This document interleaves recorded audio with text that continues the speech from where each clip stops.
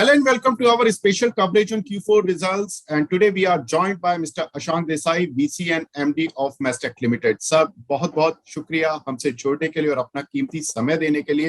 अब पहले आपको बहुत बहुत बधाई इस सिनारियो में इतने अच्छे रिजल्ट्स देने के लिए। Mastech कंपनी के शानदार नतीजे हमें दिखाई दिए। रेवेन्यू में करीब 8% का jump Q on Q basis पर आता हुआ दिखाई दिया। 658 करोड़ से बढ़कर रेवेन्यू 709 करोड़ हुआ।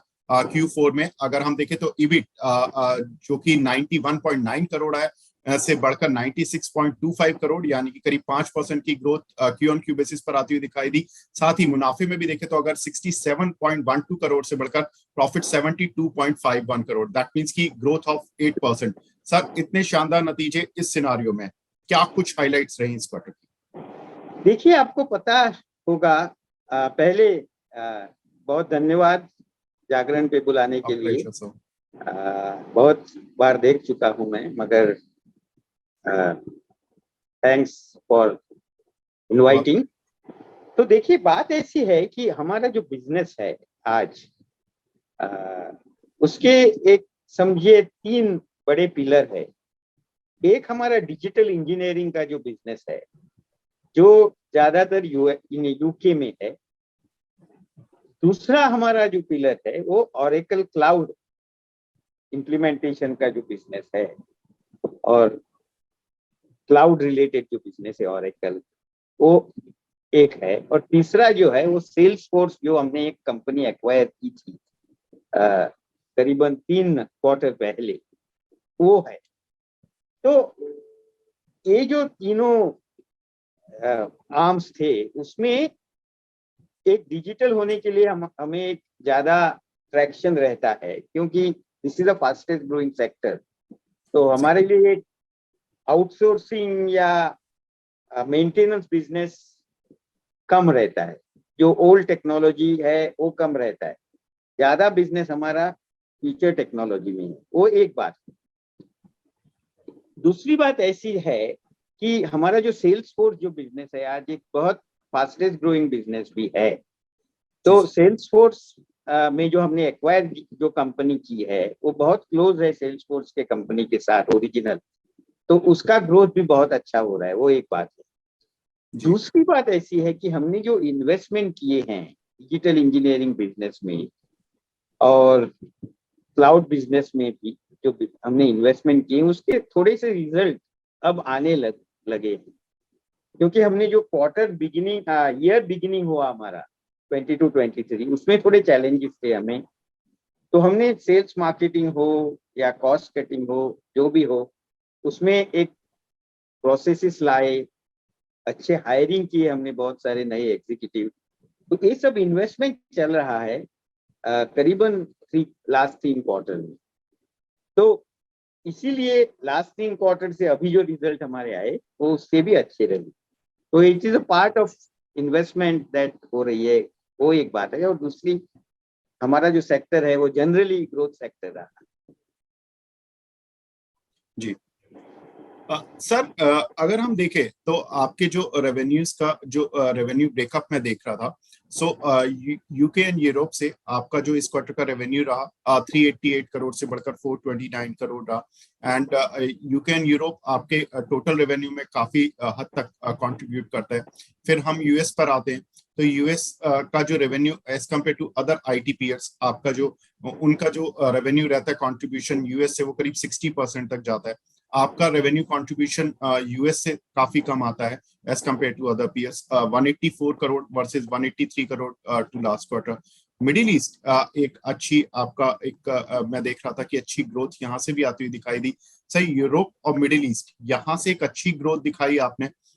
यूएस थोड़ा साइलेंट रहा।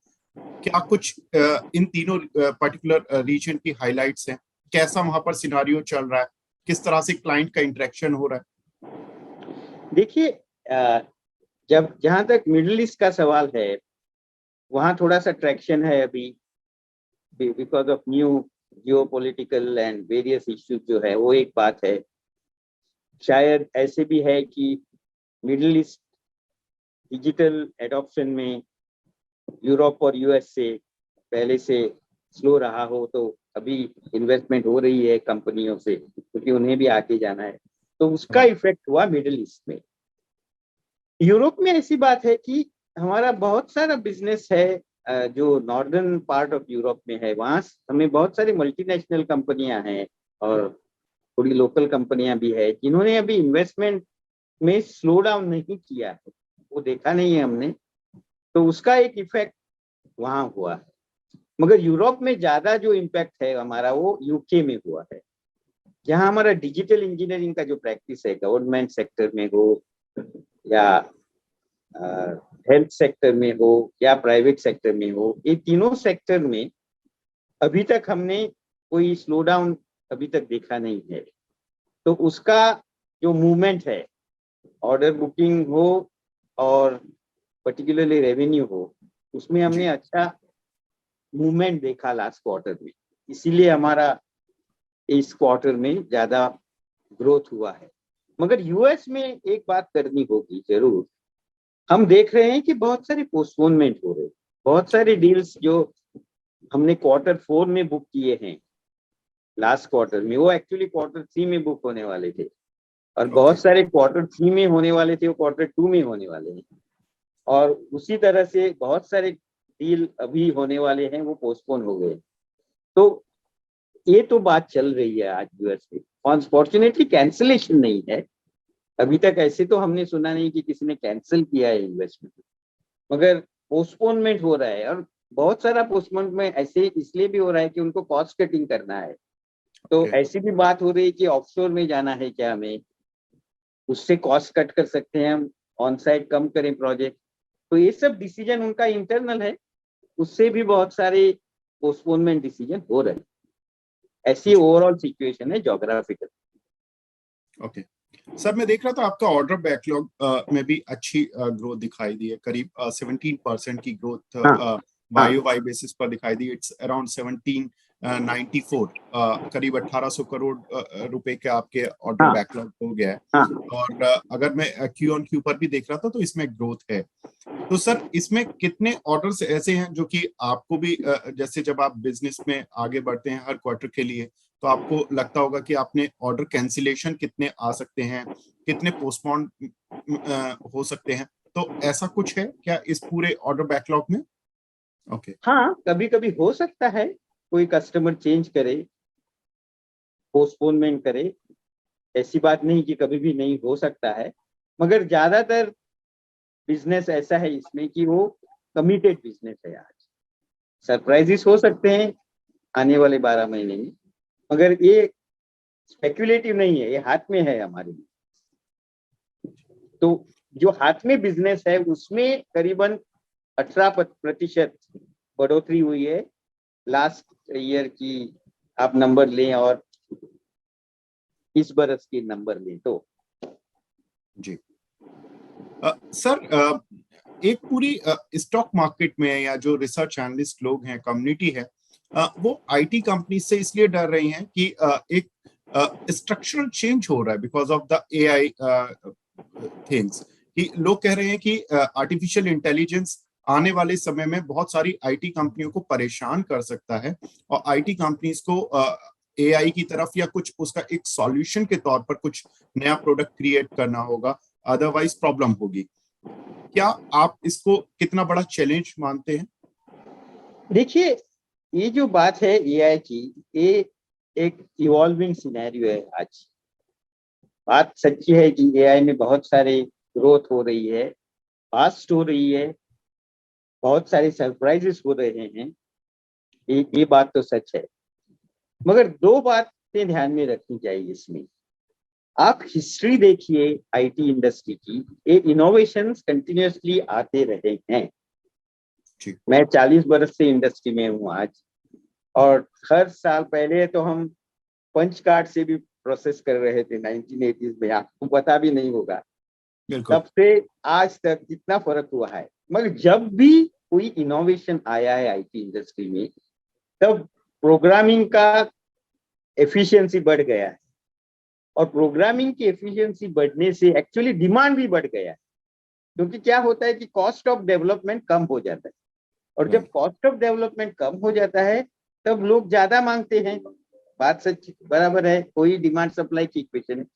तो ऐसी माहौल अब तक चल रहा है 40 बरस तक, कि ऐसा ओके, कभी भी नहीं हुआ कि हमारे नए टूल्स आ गए जिससे प्रोग्रामर को अच्छा प्रोडक्टिविटी, कम प्रोग्रामर लगने लगे हमें। जो 10 मिनट का काम था समझो 5 मिनट में हो गया, मगर डिमांड बढ़ गया 10 से 15 तक, समझिए आप। तो right, demand growth was faster than the productivity growth. तो ये इक्वेशन अब तक चल रहा है। मुझे अब भी लग रहा है कि एआई जो टूल आ रहे हैं उससे प्रोडक्टिविटी जरूर बढ़ेगी, थोड़े कॉस्ट ऑफ डेवलपमेंट भी कम हो जाएगा, मगर उसकी वजह से और स्पीड बढ़ने से डिमांड का भी ग्रोथ होते रहेगा। वो एक बात है। दूसरी बात ऐसी है कि एआई जो है वो all said and done is a tool, it makes you efficient, so human beings will always find to move higher level in terms of the kind of work they do.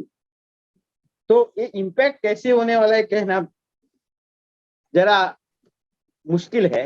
I will not be making very strong statement. At the same time historically ऐसे हुआ है कि demand बढ़ गया है जब जब भी कोई प्रोडक्टिविटी टूल आने लगा। जी। सर, रिजल्ट्स पर लौटता हूँ। कंपनी ने इस क्वार्टर में 28 नए क्लाइंट्स जोड़े हैं और अब आपके जो टोटल एक्टिव क्लाइंट्स हैं 444 हैं, 464 है as compare to 444 last quarter के मुकाबले। सर, क्लाइंट भी ऐड हो रहे हैं, ऑर्डर बैकलॉग भी बढ़ रहा है, तो आपको कोई भी फियर, जो आपने बताया कि पोस्टपोन हो सकते हैं कुछ ऑर्डर्स, केवल यही एक फियर है या कुछ ये भी है कि कुछ प्राइसिंग क्लाइंट्स डिमांड कर रहे हैं कि कुछ कट कर रहे हैं, क्योंकि रिसेशन फियर यूएस में तो काफी ज्यादा बात हो रही है, यूके एंड यूरोप में थोड़ा पहले हो रही थी विंटर से पहले, लेकिन अभी विंटर पास ऑन होने के बाद थोड़ा कम हुआ वहां पर रिसेशन फियर का जो एक बात थी। तो क्या प्राइसिंग को लेकर क्या बात हो रही है सर? देखिए, कोई भी बिजनेस में रिस्क तो जरूर रहते हैं, ऐसी बात नहीं है। जैसे मैंने बात की कि आज तक कैंसिलेशन नहीं हुए हैं, पोस्टपोनमेंट हुई है। तो पोस्टपोनमेंट की स्पीड बढ़ सकती है क्या आगे, ये तो देखना पड़ेगा। इस पे सारा देखना पड़ेगा हमें। तो हम तो प्लान ऐसे ही करेंगे कि हमें रिस्क मिटिगेशन करना चाहिए कि सिचुएशन आगे बढ़ के कैसे हो सकता है। तो अब तक तो हम प्राइसिंग प्रेशर तो हमने देखी नहीं है कस्टमर से, मगर हमें प्लानिंग करनी होगी कि थोड़ी सी हम सोचे उसके बारे में कि Okay. तो ये जो सिचुएशन है अभी ऐसे तो डायनामिक है और हम क्वार्टर बाय क्वार्टर देख के आगे जाना चाहते हैं।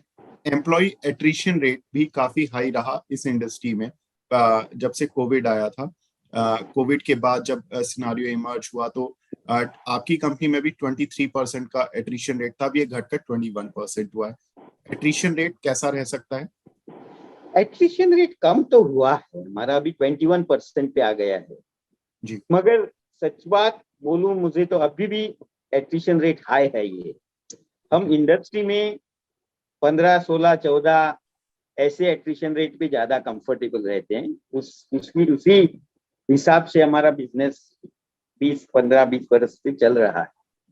तो एट्रिशन कम होना अच्छी बात है, तो ट्रेंड निगेटिव है, मगर और भी थोड़ा कम होना जरूरी है। उसके लिए हम काम कर रहे हैं और थोड़ा इंडस्ट्री में भी जो आज हो रहा है उससे हमें ऐसे लगता है कि जी। एट्रिशन कम होगा, क्योंकि डिमांड सिचुएशन जैसे आपने देखा बहुत सारे कंपनियों से, ऐसे मुझे लगता है कि उससे कम होगा। तो I am not happy as of now, it is still high but कम होना चाहिए। केवल सर लास्ट लास्ट में भी बिल्कुल एक छोटा क्वेश्चन, FY24 सर कैसा रहेगा आपकी कंपनी के लिए? देखिए, बात ऐसी है, हम गाइडेंस तो देते नहीं है।